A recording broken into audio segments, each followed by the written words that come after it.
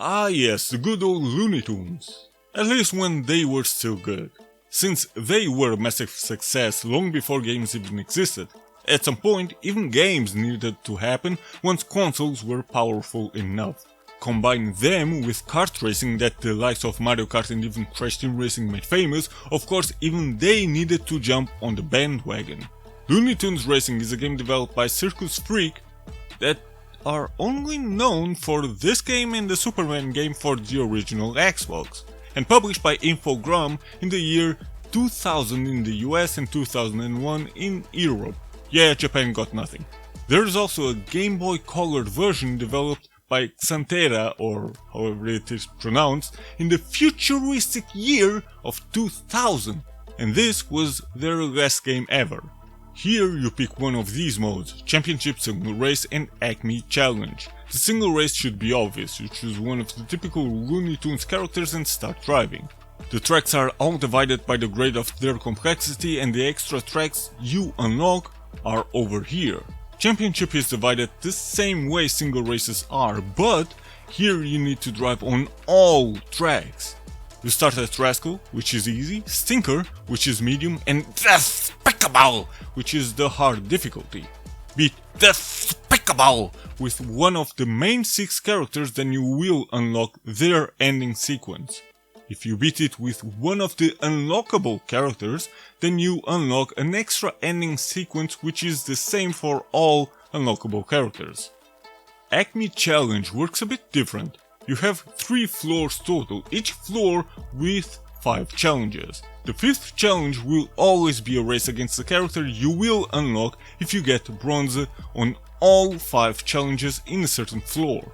Get silver, then you will unlock another character, and obviously if you get gold, you will unlock another one. Yes, this means per floor you can unlock up to 3 new characters on top of the ones you can unlock during the championship, which is 1 by beating Rascal, 1 by beating Stinker, and 2 by beating Despicable. Now there are a few different types of challenges: race without using the power slide or brakes, don't hit the walls.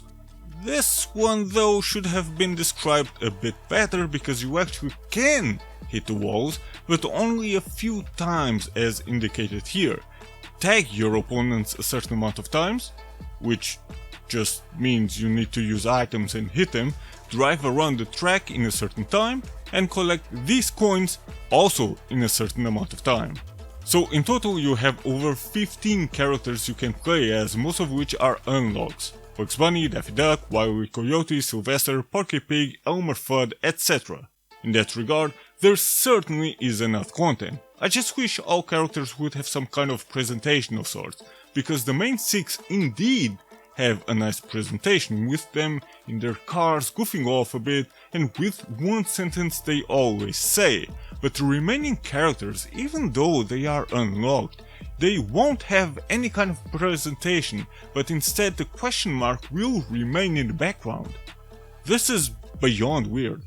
There is also a good amount of tracks to drive on. Of course, some are variations of established tracks, but still there is a decent amount of variety and they are quite fun to drive around. Graphically the game is actually fine, but nothing too special, with a bit simplistic backgrounds and such, but hey, it's okay. There are just a few weird things here and there, like, well, this. Notice how I, as Pepe Le Pew, drive on top of Lola Bunny, but for some reason she disappears and reappears right in front of me, but the game still shoves me to the wall as if Lola herself was shoving me to the wall. That's some weird ass shit right there. The same goes for the sound effects and even background music, which were used in some Looney Tunes episodes. And by the same I mean they are quite fine. Now the driving itself feels okay and tries to be the typical kart racing game with item usage, drifting, etc. But hey, if it's not broken, then don't fix it, right? The controls are quite fine and it's easy to get a hang of them. The same also goes for the drifting itself. Well, almost.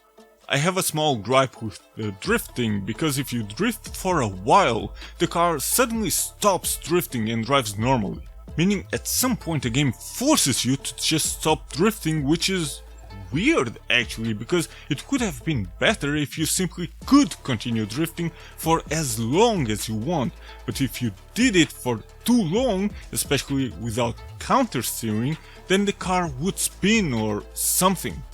Because suffering consequences if you did something you shouldn't or did it for too long should always be part of a good game after all. It's the risk-reward thing, you know? Looney Tunes skips that, but okay, it's a game for kids and this game tends to be easy either way, so it's fine, okay. The items you get aren't random at all though. Here you have this bar that shows all items available to everybody and you just need to collect these poker coins, whatever, to get access to an item. Each coin is worth either 1, 2 or even 3 points and you just need to decide what you need at a certain point in time. For example, you might need this anvil to drop it on your opponent's head and thus you need to collect coins for a total of 6 points. However, if you get a 7th point, you will automatically get this invincible status for a few seconds. You will also get slightly faster as long as you have this on. So if you have the item you want, like the anvil for example, then you need to avoid the poker coins, I guess, but this kind of system is actually quite fun. I even prefer it this way over the random nature of items kart races typically have. That's because you can actually decide which item you want to use at all times because you always know what you have to do to get there. You have full control over that decision yourself and don't have to hope you get a specific item that happens randomly. But to make the game a bit harder, or a bit more fun, or maybe a bit more annoying, depends on you, is the traps anybody can unleash.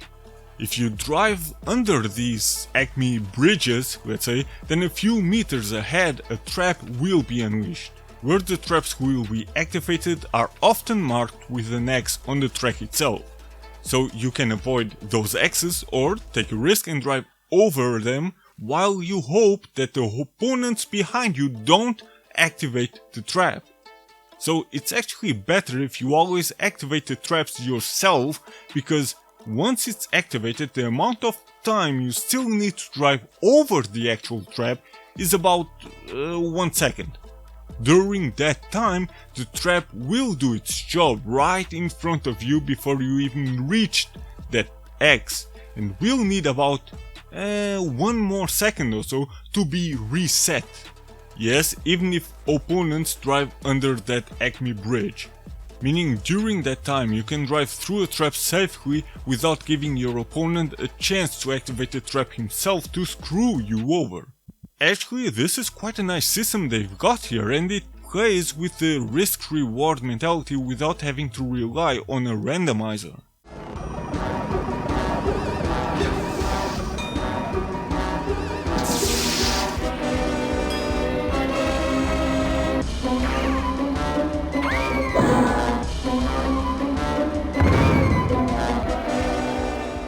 Overall though, this is quite a fun game for all ages.